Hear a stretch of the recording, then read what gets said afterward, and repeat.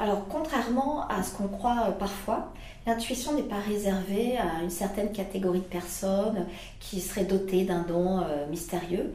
On a tous en nous un potentiel intuitif qu'on peut développer.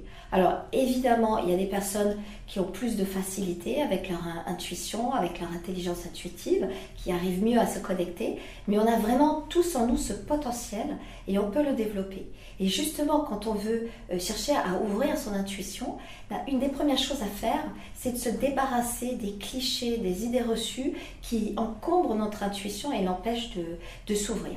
Alors, le premier de ces clichés, c'est l'intuition féminine.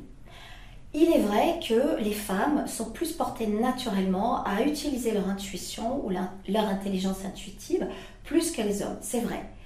Néanmoins, on connaît tous autour de nous des hommes intuitifs ou très intuitifs et des femmes pas du tout.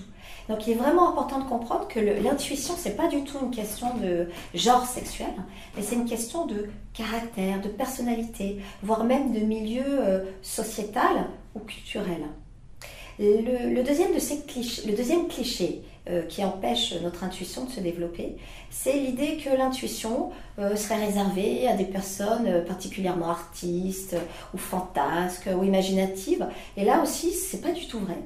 Il y a des personnes réputées très rationnelles qui utilisent leur intuition, et je pense en particulier aux scientifiques et aux dirigeants, aux chefs d'entreprise. Un seul exemple dans le domaine scientifique, Einstein. Einstein a dit l'intuition, c'est la seule chose qui vaille au monde. Et il était connecté à son intuition dans son travail, dans ses découvertes.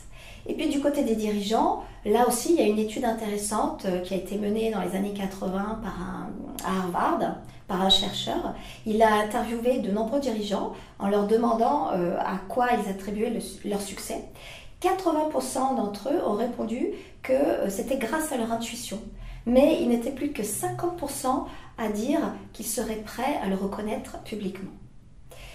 Et puis, le troisième cliché, la troisième idée reçue qui empêche notre intuition de se développer, c'est l'idée que l'intuition est l'ennemi de la raison. Alors là, je citerai un seul exemple, c'est celui du philosophe Descartes, donc qui est le père de la pensée rationnelle occidentale. Eh bien, Descartes, dans son livre Règles pour la direction de l'esprit, il a écrit que pour arriver à la vérité, il faut à la fois se servir de la raison et de son intuition. Donc on peut vraiment dire que l'intuition n'est pas l'ennemi de la raison, au contraire, bien utilisée, elle est son principal allié.